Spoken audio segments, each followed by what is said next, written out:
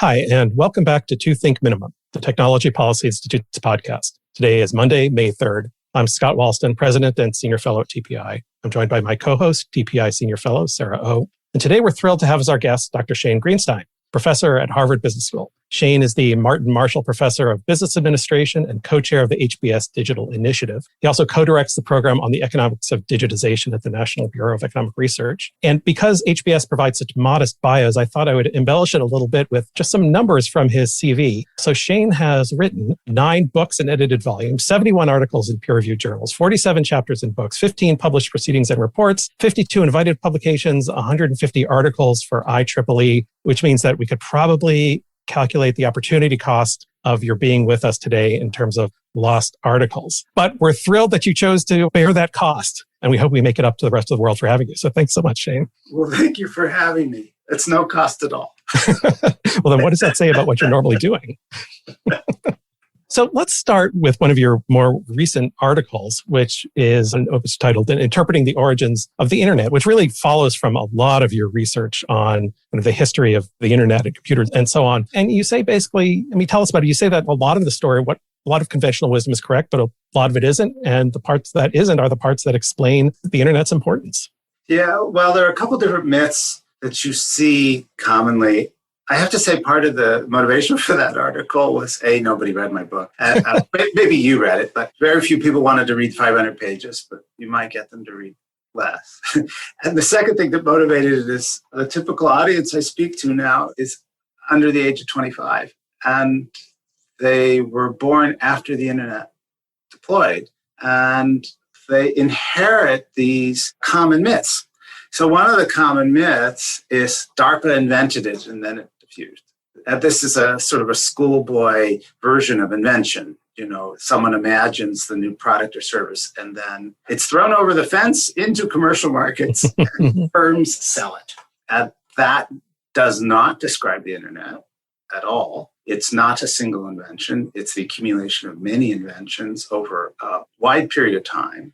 And coming from a set of both users and producers, so that the inventions themselves have a mix of motives, everything from commercial to non-commercial motives, and they accumulate over time. So they're not anticipated by the earliest inventors. Don't anticipate the accumulation. It would be completely inappropriate to say there was an individual at the very beginning who recognized what the architecture would look like 20 years later. There wasn't such an individual who designed the whole architecture. Despite the computer science community using the word architecture, they don't mean it in the same way that we mean when we look at a building. So that's one myth. Well, it's actually, before you go on, so They use the term architecture differently than most people use it. So what's the difference? They talk about processes for interplay. So if you want to think about an API, if you know what an API is, a boundary between software, they think about procedures and processes between different software protocols or different modules of software. So they think about how a system operates when you put together a lot of different parts. And so architecture for a computer scientist is thinking about all the various different processes and the interplay between them. I'm glad somebody thinks about them. Don't get me wrong. That's a really important thing to think about. And certainly one of the important innovations in the internet was to put the intelligence at the edges rather than in the center. That was a central idea, quite different from the telephone network, which puts the intelligence at the switch and doesn't put much intelligence at the edges. So by putting it at the edges, that allows our computers and our devices, what we now recognize as your laptops and your smartphones, everything else, to include a lot of computing and then do something with it and translate it into a form that can be communicated with another device somewhere else. That's the architecture in the computer science sense, is the set of rules that permitted that to occur. That was quite clever. That's a wonderful thing. So that's one myth. Sort of another myth kind of comes in the other direction. There's a lot of versions of this. There's the Silicon Valley myth, which is that Silicon Valley invented the internet. There's another version of it, which is just that commercial markets invented it and invented everything. And that's also untrue. It could not have been done without public assistance. And it could not have been done solely inside of Palo Alto, a few firms in Palo Alto. The history tells you that the ideas came from a mix of mainstream firms and iconoclasts from all over the place. And the really striking thing is how many contributions come from all over the United States and really all over the world today. But at that point, all over the United States. And then the other striking thing, which I was just really blown away by when you get into details, is the public-private mix. So the things like Wi-Fi, something we take for granted today. The initial standards come out of the IEEE, which is a voluntary organization. But the first commercial product is an Apple product. Michael Dell's rivalry with Steve Jobs has placed us in an important role in getting a second Wi-Fi product in the PCs. And that's that mix of public and private. And just that example that you find all over the internet. Another one is Apache. Initially comes out of the universities. It's shareware. There's no price on it. There's no license on it. Then it adopts the open source licensing regime. It becomes the most commonly used web server in the world. It doesn't show up in GDP directly because nobody sells it. There are millions of copies of it everywhere. It supports the internet. That's coming from a very different place than the commercial market. Tell us, before you go on too far, a little bit about what was the public aspect of it, because you started off by saying that part of the myth is that DARPA invented it and that that's not true. But then you say that... I don't want to... DARPA played a pretty important role in being a catalyst. And were they the main public component of it? Yes, initially, yes. Okay. Mm-hmm. Yeah, without question, initially, yes. Just as I think it's also accurate to say DARPA's, just going to the present, DARPA's catalytic role in autonomous vehicles has to be recognized, right? The DARPA challenges that organized a number of R&D efforts into actual, and then they put together a course and that focused a lot of engineering effort. And so give DARPA its due. It's pretty important that it played this catalytic role. And, not everything DARPA did worked, but that one. One would hope so. Yeah, but it's also a schoolboy myth to think that, that invention alone is what got us the internet. Mm-hmm. You have to get deployment and use and learning from use, and you have to get national deployment, large number of other things. The other thing to also say, a little more subtle for Washington, but this is a Washington-based one, so let's say it. The crossover, the handover from public funding to private funding traditionally has been an awkward moment. And that's because private firms can see their interests. Once they can see them, they'll try to influence the public decision-making. And in many countries, that's a very difficult handoff to make. And there was a myth that the internet was clean and everything worked well. And that's just a myth also. It was a very difficult handoff from public to private. And we were fortunate. I think the right way to say this is we were fortunate that honest people got involved and kept it an honest and uncorrupt process. What were some of the tensions and what risked being corrupted? It was possible to commercialize the internet and preserve a monopoly behind it. So we could have had a monopolized network. That would have been quite distortionary on later events. Were things like AOL's? IBM or AT&T. AT&T fortunately wasn't interested. IBM was, to give an example. Was AOL's closed garden a risk or an innovation at the time? At the time, it was regarded by many technical users as a risk. I would think in retrospect, I would see a lot of benefits in AOL and that it did what a lot of commercial markets do, and that it translated what were obtuse and maybe difficult technical processes into something that was a little easier to handle if you weren't technically skilled. And AOL played a pretty important role in making parts of the internet accessible to the general public. So I think in retrospect, I'd say it's pretty positive. Mm-hmm. What about looking forward? I mean, what are the implications for how we think about R&D policy? And also, you talked about tech transfer, that tech transfer is more than dumping it over on the other side of the fence. And we've had lots of policies and rules related to tech transfer. It seems like something we're always thinking about and always getting kind of wrong and kind of right. So what does the development of the internet tell us about how we should work on these two things going forward? And in particular, it seems worthwhile to think about now because with all of the coming spending, a lot of it presumably is going to be on types of R&D. Yeah, so an example I've become increasingly fond of is autonomous vehicles. Autonomous vehicles today is a lot like the internet of 1985. It's inevitable. It might come soon. It might not. It might take a commercial form that is monopolized. It might take a competitive form. a lot of things being done at the federal and local level could make a difference to the way the autonomous vehicle commercial market plays out. So do we see lessons from the internet that play a role in that? So I'll give an example. If you talk to someone in the industry today, they'll tell you immediately autonomous vehicles on trucking is going to deploy in the next couple of years, at least in some sort of prototype and arguably at scale. Something that would help them a great deal are paints on the road that the LiDAR can see, not just white paint. You can put, it's pretty straightforward to put some chemical into the paint that the autonomous vehicles can detect. And that has major safety, right? Consequences for safety. And that has a public benefit. And it isn't going to happen unless there's a public decision to make it happen. That's a simple example, but there are lots of other examples having to do with autonomous vehicles that are very analogous to the internet. Public standards would make some things easier, particularly when it comes to vehicle-to-vehicle communication. And that's not going to deploy for 10 years. But we need that. We were already getting autonomous vehicle use in agriculture and in mining, where it's possible to do things in geofenced areas. And again, there's enormous public investment. The GPS is being used to get the accurate. You don't want a tractor driving off the road. You don't want a mining vehicle, again, driving off. It would surprise nobody that spectrum plays a role in this, and the spectrum's available. So let's go back a second to the paint, because that seems like a useful model for thinking about it. It's presumably, you've got lots of different places that would need to agree. There's some kind of standard involved, I would assume. And it seems pretty simple, but you seem to be suggesting that it's not going to happen anytime soon. Well, it's not simple because there's private firm, there's going to, let me say it this way. Have you heard recently about the Department of Defense and their attempt to get a little bit of cloud infrastructure? Yeah, I think I might have heard something about that. Yeah, have you heard something about that? They at least had a great name for it. Yeah, yeah.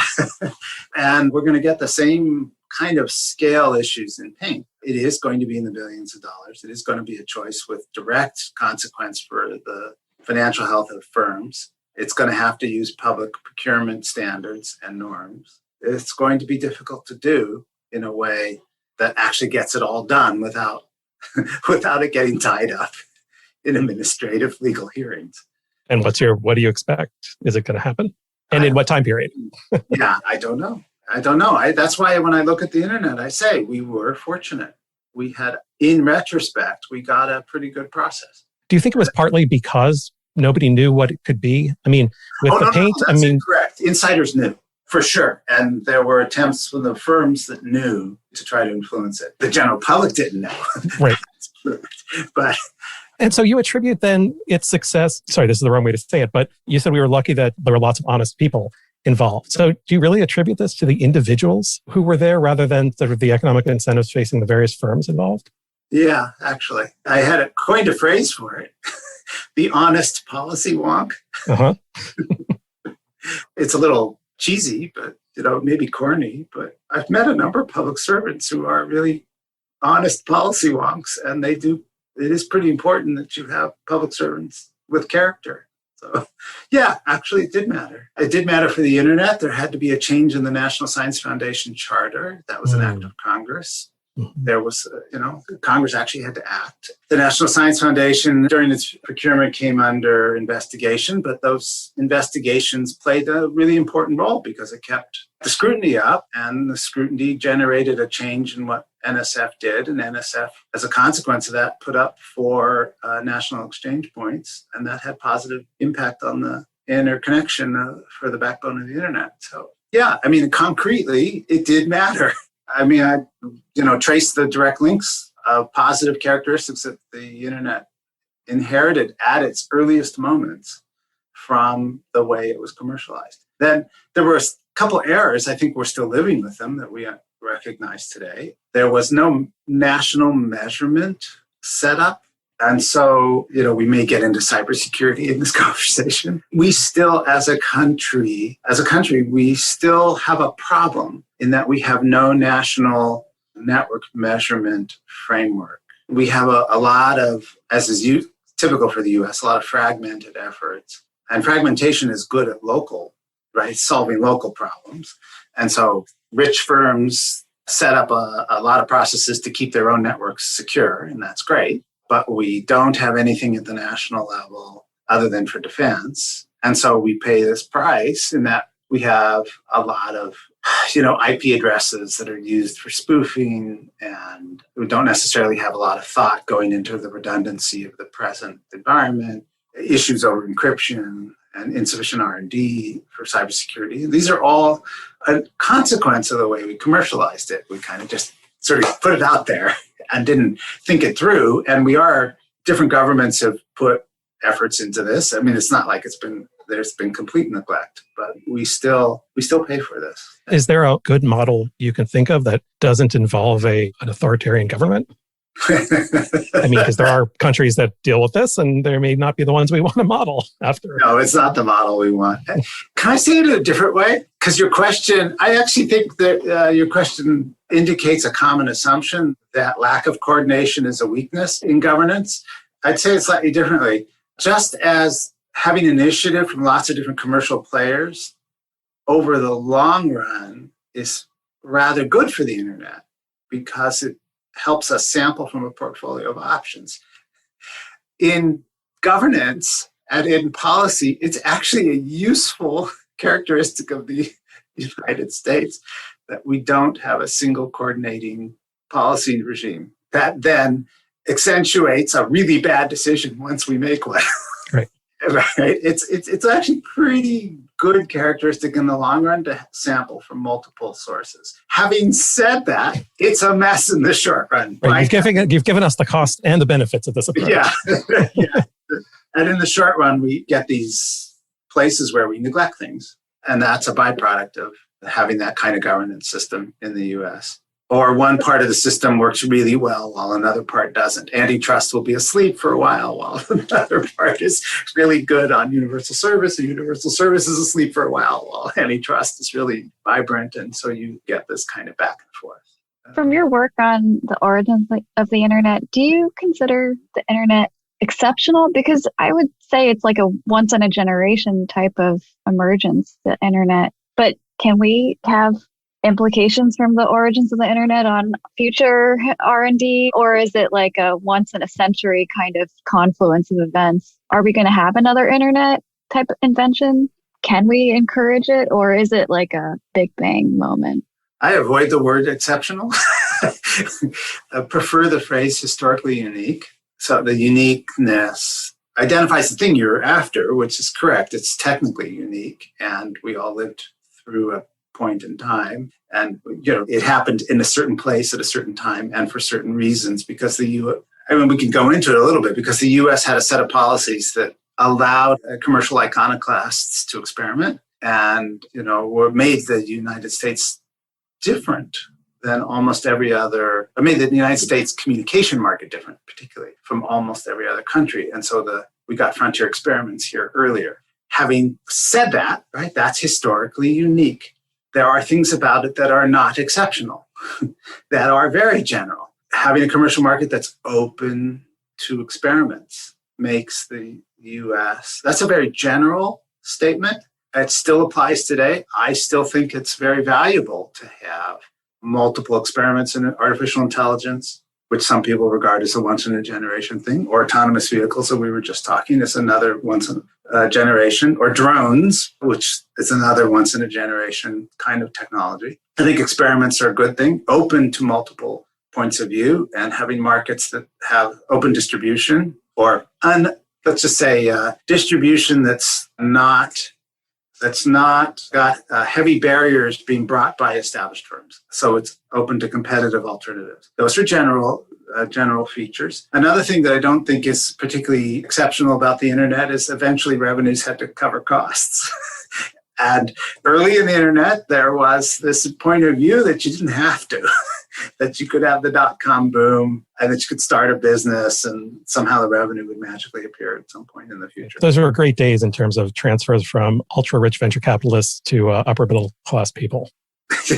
and actually, to society as a whole, there is a theory. I have to admit, I kind of like this theory because it does fit that event, although I've never looked more broadly, that booms, these kinds of crazy booms, leave these capital investments that have long-lasting consequences that can be positive. I mean, they can be negative too if you put it all into bridges that end nowhere. In the case of the internet, that boom left North America with quite a substantial amount of backbone investment, which was positive for the urban areas that were connected to it. I would say that. There were also businesses that couldn't succeed at the time that turned out to, like Cosmo.com, where you could have a candy bar delivered, Webvan, and yes, and Webvan, and so on. I mean, the bad part, the part that's very general is that Wall Street, needed a little bit of reform, and it was pretty apparent. Anybody who was watching could see the information was not being transparently put out there, and we paid for it again 7-8 years later when we had another financial crash. And let me say it a slightly different way. Let me say it in common language. Financial markets are really bad at saying no, and it's well known that the analysts whose job it is to say, don't invest in this firm, come under a lot of pressure not to say that. That's why it's hard to be an auditor, and it's hard to be an analyst who says this firm is not meeting its promises and they're going to lose money. And the firms involved will directly try to suppress that information. That's an old idea. Right. So you get the WorldComs of the world in settings where you don't have good auditing, and you get .com bubbles in settings where you don't have independent information to, for better or worse, bring out the skeptical point of view. So when you look at the institutions in Wall Street in the late 90s, that was actually a problem. The .com boom exposed that. And there wasn't much done about that afterwards. And so as a country, we again paid for it 7-8 years later, when, again, lack of transparency in now much more complicated financial transactions in the subprime mortgaging market ended up, again, catching up with us. So I have to say that's still an issue that we have to think about. Well, although, again, you've said that both the costs and the benefits of that feature of the economy, right? Because there were benefits that came out of the .com boom. What do you, of course, it's an impossible counterfactual, but what would the world look like without if we hadn't had the .com boom? Right. We'd have really mediocre email. Right. Well, I think we do, actually. I guess the internet would be nothing but email. No, what came after the .com boom, historically was Web 2.0 and 3.0 broadband. Right. And that was going to show up eventually. By the way, that's the other third thing that happens that's very durable, that's not exceptional, that things diffuse over time. New technologies don't get used immediately. Never. This just never happens. And then historically, you get what we still have today. I often think of it as the optimistic versus pessimistic view. So let's characterize 20 years, just to say it. So the optimistic view is new technology shows up. It shows up first in the richest cities with the richest users, with the wealthiest users, the most educated users, or the most adventurous. And the optimistic view then says, over time, that becomes easier to use. And it becomes more standardized and cheaper. And so it becomes more widely available. So that's a description of broadband that starts in San Francisco and New York and then deploys in many, many, many cities around North America. Okay, now there's the pessimistic view. So the pessimistic view starts in the same place, by the way. The richest and most adventurous users get access to the new technology, and they always stay ahead that way. And they're always getting access to the new ones. And suppliers don't see much of a reason to ever direct their attention elsewhere. And then, if I can use the word Marshallian externalities, right? So our Marshallian externalities then reinforce those benefits. So the bigger cities get better suppliers or better firms. Users want to be near them and workers want to be near them. And so it becomes a self-reinforcing cycle. That's sort of the pessimistic view. And that says 20 cities in the US, if we're lucky, get access to the frontier technology and everybody else is left behind. And so your argument for that one, the standard examples for that are, again, the best backbone service, the best wireless service. For a while there, I thought data centers were going to look like this because of the economies of scale. But data centers are starting to show a lot of indication that they're going to spread pretty far and wide. So where do you think we fall on the optimistic versus pessimistic view? Today? Yeah, today. In what technology in particular? Let's say the things that people rely on most heavily right now. Let's say education, medicine, and entertainment. I was going to say for automobiles is a good example. Level 2 autonomous vehicles are available everywhere in the US. Mm-hmm. Right? So that's because the automobile distribution is pretty wide. So that actually fits the optimistic view. You can live almost anywhere in the US and get a good truck. And with, for a mainstream vehicle, you can get a cruise control. and little beepers that will tell you if somebody is driving close by. You can check your blind spot anywhere in the country. But yes, you can check it. That, by the way, right? That's the optimistic viewpoint, right? That something that was invented 20 years ago shows up in every common. Right. And that's actually not a small thing. Yeah, and that's right. It's a good thing. In terms of the internet, it depends if you regard 90 to 95% as an optimistic or pessimistic view. What we see in the data there, something like 80% of households and certainly a higher percentage of business have access to a broadband network. The data suggests we can get to 90% if you're willing to accept wireless as a way of accessing the internet. And then we get into the 5 to 10% of the US population that's difficult to serve. And depending on your point of view, that you can be optimistic or pessimistic about that. There are pieces of that make me optimistic. There are people in the United States who just don't want the internet, and they never will. And then there are parts of it that make me pessimistic. There are Native American reservations in the United States that have just, it's offensive, just terrible service. So that's the sort of technology version of this.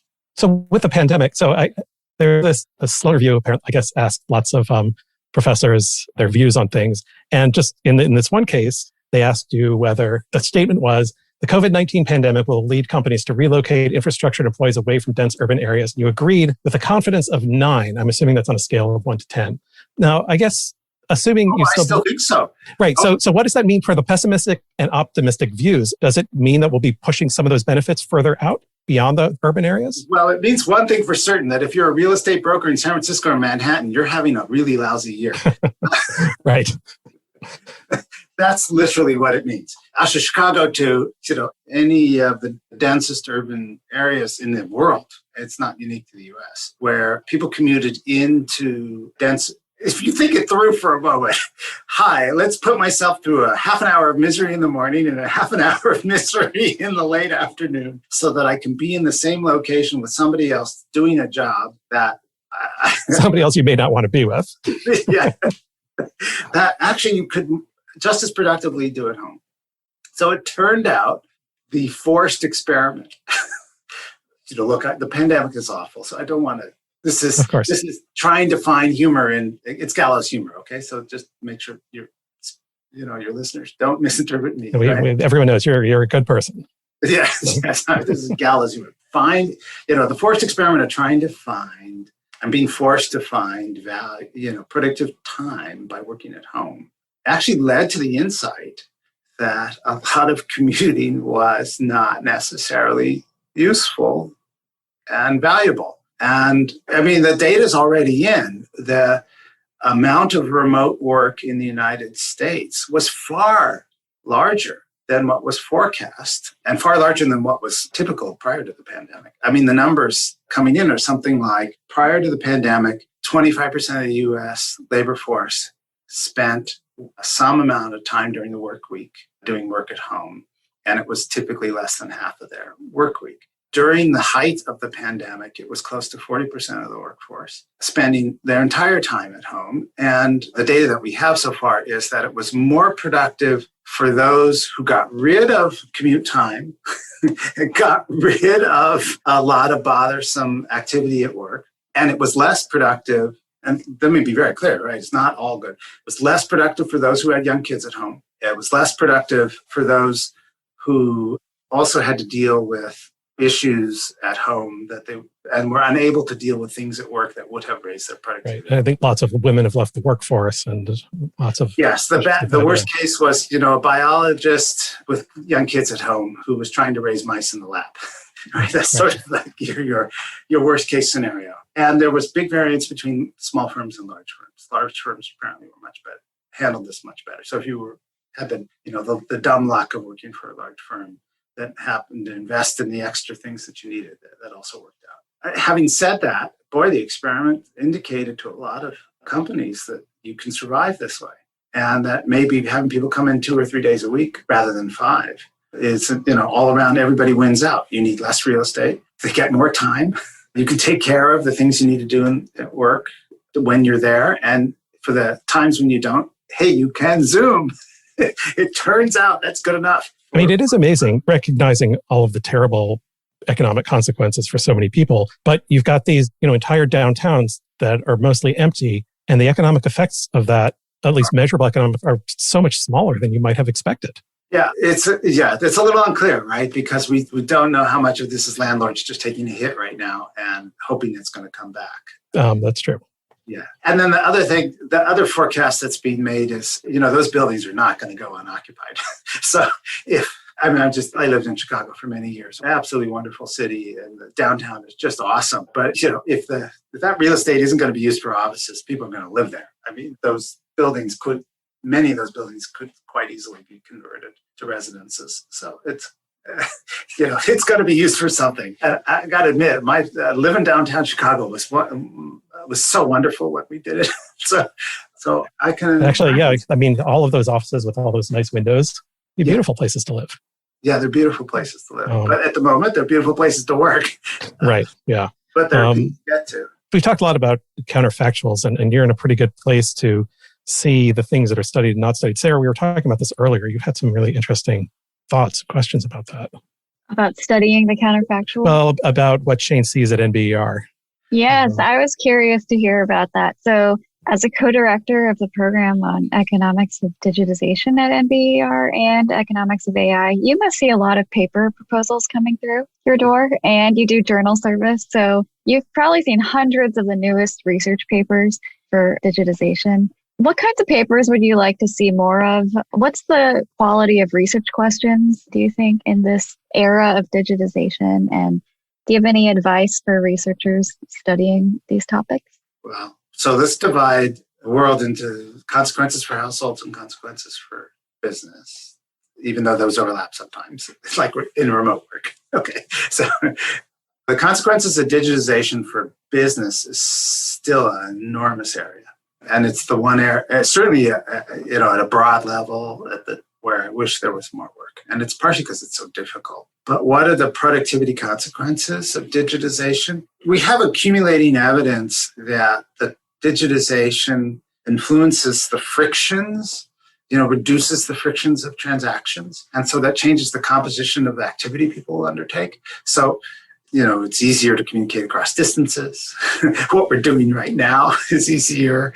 It's easier to monitor your own employees. It's also easier to monitor your partners. But what were the consequences of that? That's been very hard to document. There's sort of a little bit of evidence here and there that firms rearrange the location of where they have activity. There used to be forecasts, Scott was alluding to this a little bit earlier too, that everybody would just go to their cabin in the forest and work from the forest. And then economic activity would spread out from the city center, which did not happen.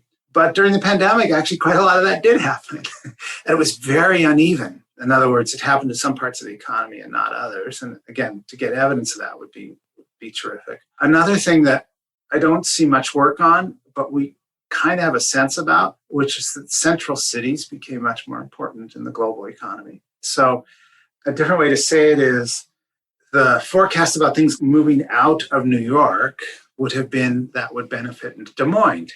That doesn't seem what we've seen. What we saw instead was it benefited London, and although maybe, or Tokyo or Singapore. So it intensified the importance of the major cities and did not seem to help cities that were of a smaller size around North America. And that's interesting, and I don't know why. Something that's gotten some, that's giving you, and just giving you lots of things. We see evidence that there was not a improvement in incomes for middle income and lower incomes from digitization. We see plenty of evidence of improvement in income for those who worked in information intensive markets, intensive firms. So finance, IT, production, some parts of entertainment, especially the best parts of entertainment, the better parts. But we don't see it in middle class income. For sure, we don't see it in middle class income. And the question is why? That's still a big question. Okay, so that's on the business side. I was just like, that was just business. At a household, you want to divide the world into the before the smartphone and after the smartphone.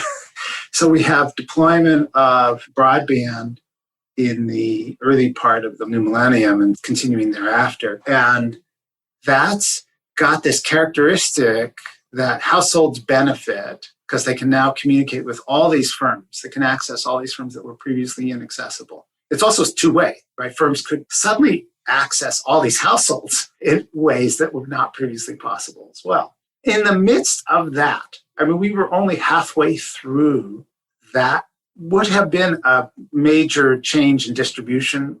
Electronic commerce was going to grow as a consequence of that. Entertainment was going to change as a consequence of that. In the midst of that, this is why counterfactual is hard here, we get the smartphone.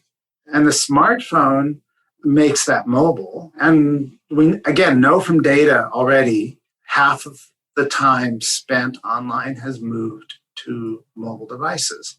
So that's a different world than we would have had we just only had broadband. Okay, so having said that, what would I love to see? We don't see estimates of consumer surplus from the smartphone or for broadband. Another thing we don't see is the uneven benefits to different kinds of activities.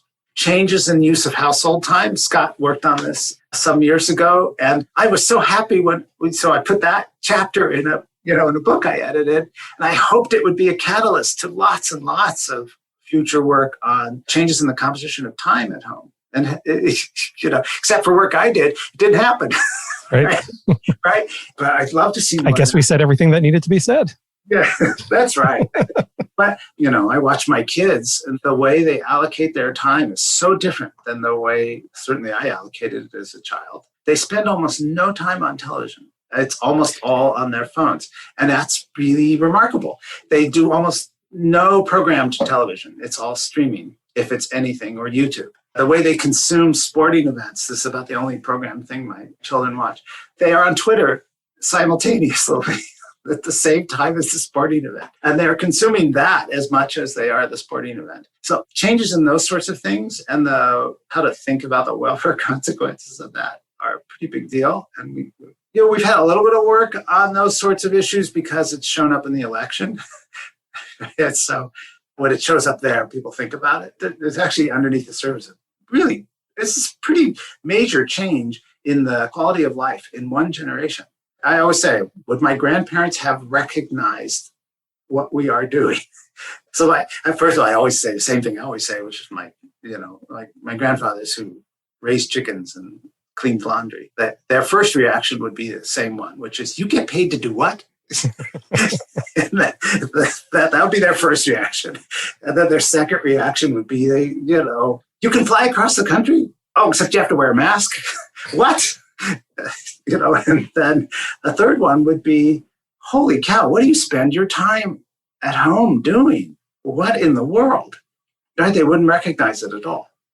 Yeah. So just to give you an example, and it's funny that it's taken a while for that to catch up, for economic research to catch up to that. This is taking a couple of things that you said, thinking more broadly. So one, the internet was a series of incremental innovations, and the smartphone was a transformational innovation. It built on lots of incremental things, but there's one event, but the internet was a series of smaller events. Do we learn anything from that about what the economics of innovation tends to look like?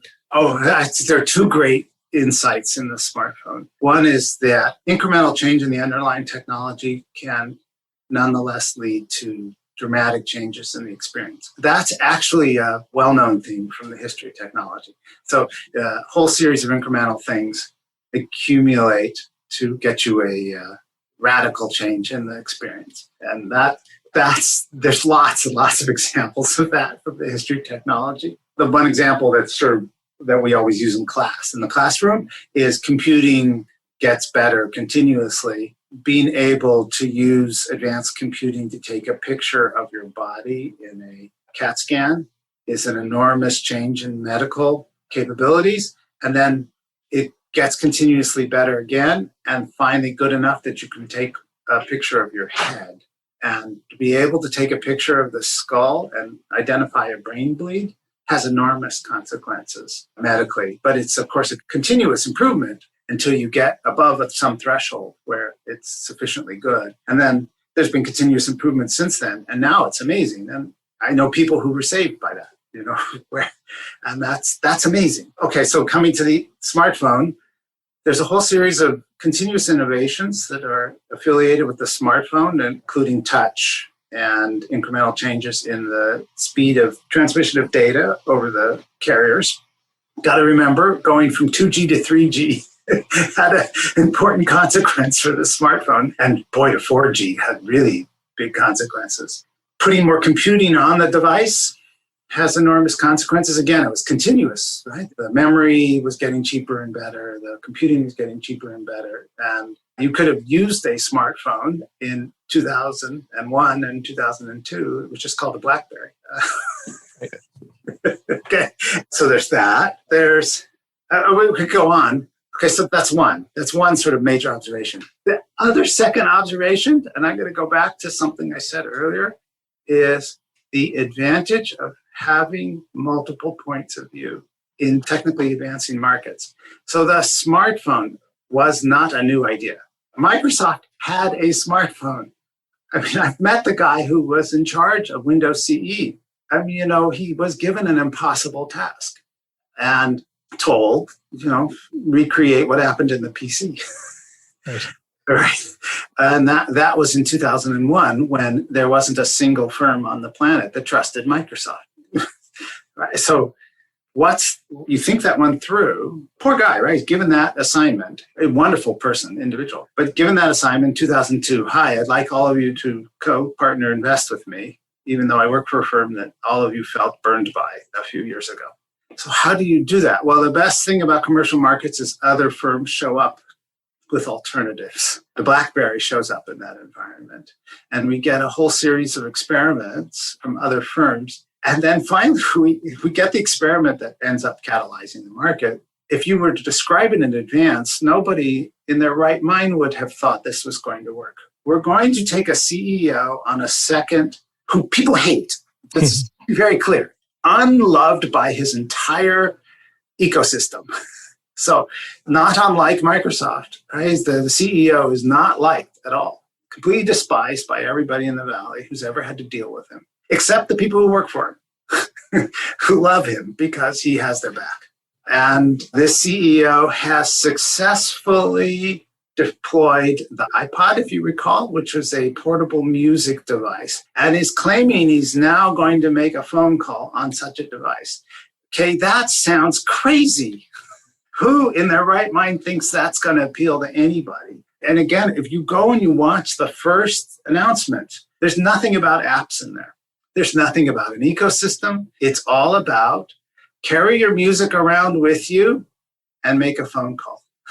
That's the entire appeal. But it generates an installed base that's large enough that it generates an app development process.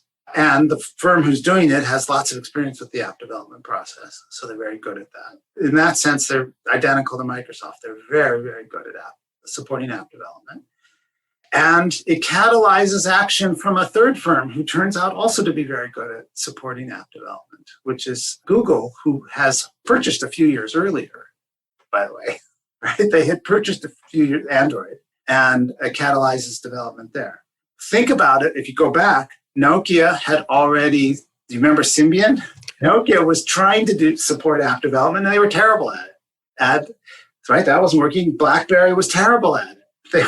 they weren't doing it very well. There were others' attempts. So that's what commercial markets are great at, that we get multiple attempts. And of course, Scott's correct. Then finally we get a catalytic moment where the apps and the device interact to deploy and get things started.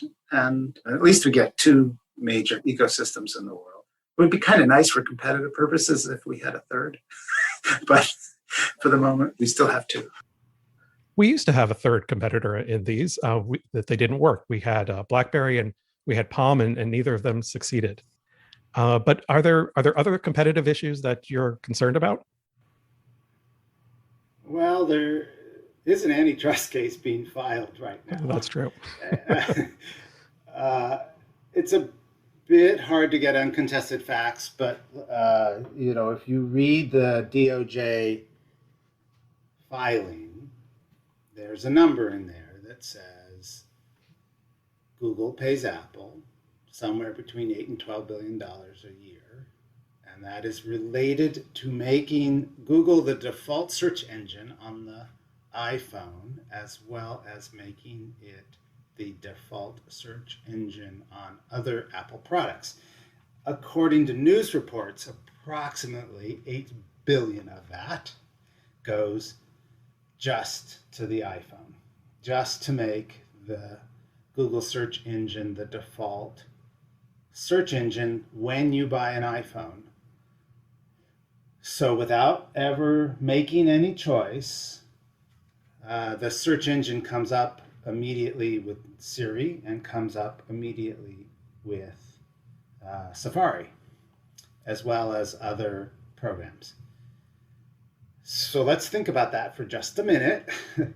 Here we have two firms that are competing in the smartphone market, and a feature of one of those firms is being purchased by the other. It's being supplied by the other. These two firms both are extraordinarily profitable, among the most profitable firms in the history of Western capitalism. And one of them is paying the other at least $8 billion a year to become the default search engine. Okay, so let's just think about that for just a minute. We have two firms splitting a market, and one of them, Apple, could have been a provider of search engines. They have $8 billion worth of reason not to be. We have two firms ostensibly competing in the smartphone market, and one of them is setting a default that helps the other. So we now have an incentive not to compete too fiercely, because we both are benefiting jointly from keeping our duopoly nice and calm and keeping prices high. We also have a setting in which distribution is very difficult to break into. So if you are the proverbial firm in the garage, you don't even bother now. If you're a VC and you see something that's opportune, you don't even bother. If you're a moderately sized firm and you want to do a new feature, you don't bother. You have a setting in which dynamic competition is not operating because distribution is not unrestricted. It's been purchased by the leading firm. I don't understand why this is not a per se violation of antitrust. You have two very lucrative firms making a cash deal. Usual instincts, we all learn this. The usual instincts are one firm is not allowed to use cash to determine the characteristics of its rival's product. End of story. This should look extremely suspicious. John Sherman, who ran the antitrust right? Who John Sherman, the Sherman Antitrust Act, Of the Sherman Act, right? Yeah, he hated these kinds of deals, and there was reasons he hated them because they look so damn suspicious. Another way to think about it: why is Google spending $8 billion to purchase distribution when they could have been using that $8 billion to make their product better? Isn't society better off if they spend the $8 billion on making search better? I'm not saying it's a bad product. I'm just saying going down, you follow the logic of this kind of deal, at some point, it's not good for society. Now, I want to be clear. I use Google products. I don't hold it personally against them, but I want them to earn that. And I also want them to earn it from people whose job it is to review Google's products, because I read those. And if I read that they're not doing a good job on something, I'll go try something else. So it should make sense for society to want Google to take that money and devote it to making their product better. So let me play devil's advocate here. Google is paying Apple to be the default search engine and the default search on probably several products. So I guess there are a couple of questions. One is, I suppose the answer in a trial to that might be, well, that just shows how scared Google is of entry, that they're willing to pay that much money to avoid to keep out to make sure that they are on Apple's phone. But then also, even if that's not the case, you're then jumping from that to saying that it keeps them from competing in the mobile operating system market. And I'm not sure that logic tracks. Yeah, I hear you. Yeah.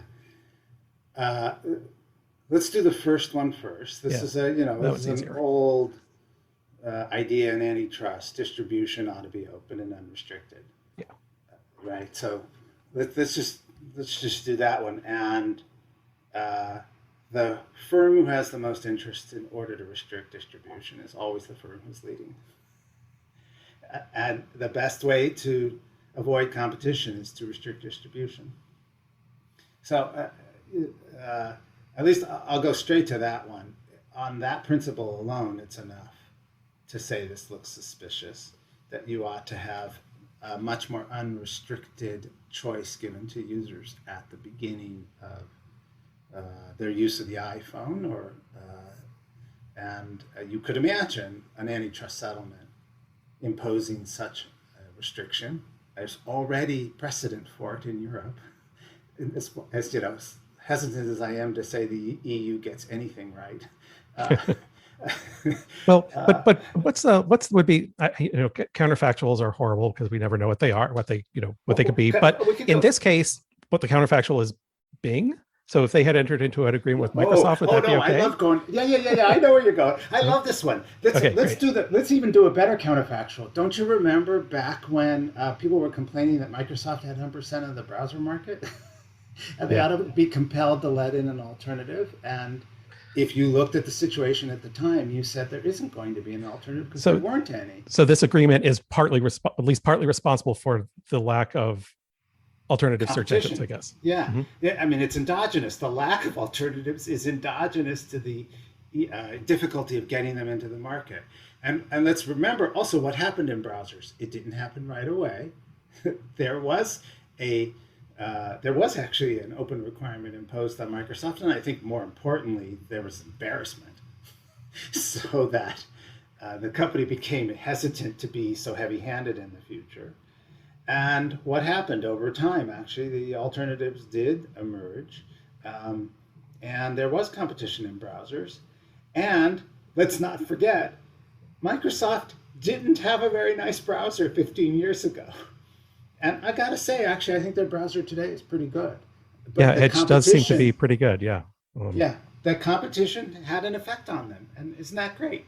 Although, there are elements of how the browser market developed that seem to support parts of both both sides, because on the one hand, everything you said is exactly true, right? And we got innovation in browsers. At first we had Firefox and then Chrome, and then we have lots of browsers built on Chromium and so on.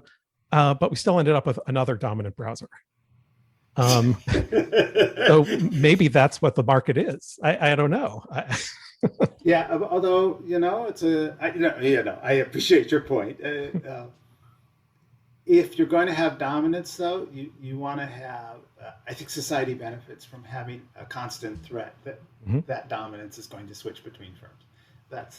And anything we can do in antitrust to make that threat higher is good for society. I'm a firm believer in that. Now, I appreciate your point. Counterfactuals are hard, and Google, to be fair about it, is really good at what they do.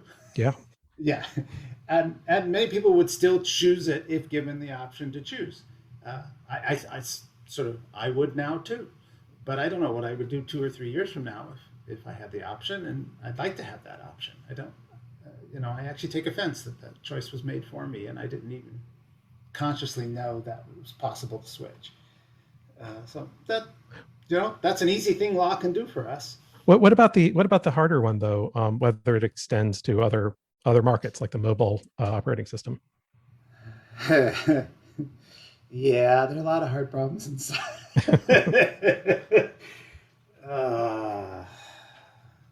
I don't know, where do you want to start, Scott? That's a hard problem. Well, I don't know. You brought it up.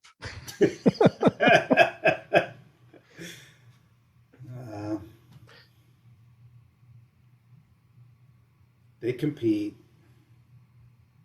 in the smartphone market. Every decade or so, another device seems to show up. I don't know what it's going to be, and I don't know when it's going to be. But I'd sure like, when it does show up, that not only do these two firms compete for it, but lots of other firms compete for it because they believe that distribution's not locked up. So, yeah, that's a little bit of a keep things open in order to keep our options better in the future. So it's a future benefit, and it's kind of abstract. So I can understand resistance to that. But you look at U.S. antitrust, we have more dynamic markets. That's for a reason, and one of them is because we from time to time have many options. So yeah, right. I mean, what we talked about, BlackBerry and Palm, and Microsoft did have introduced a real, an actual mobile operating system, not the one that had like the little start button and didn't have enough memory for you to answer the phone when it rang, but an actual operating system. I had a phone that was Windows. It was great. I loved it, but it didn't take off. And not to pick on Microsoft, but they were in the cloud quite early. It just wasn't very good. And now that Amazon has shown them how to do it, to Microsoft's credit, they've gotten their act together, and their cloud services are pretty good. And you know what? That's great. That's and that's the way the internet ought to work. That's the way competition ought to work. And Google got into the cloud market with some of their services, and their services are particularly popular with the tech crowd, and AWS is behind with that crowd, and so they feel the pressure. That's good. Yeah. Well, that's actually might be a good note, an optimistic note to leave it on. And optimism is good. Yeah. Right. That was supposed to be an inherent part of technology, right? That we don't seem to have anymore for maybe good reasons. But anyway, it is nice to have an optimistic tone. And so, Shane, thanks so much for being with us. This was a lot of fun. Pleasure. Thank you for having me. It was fun it's always fun talking to you.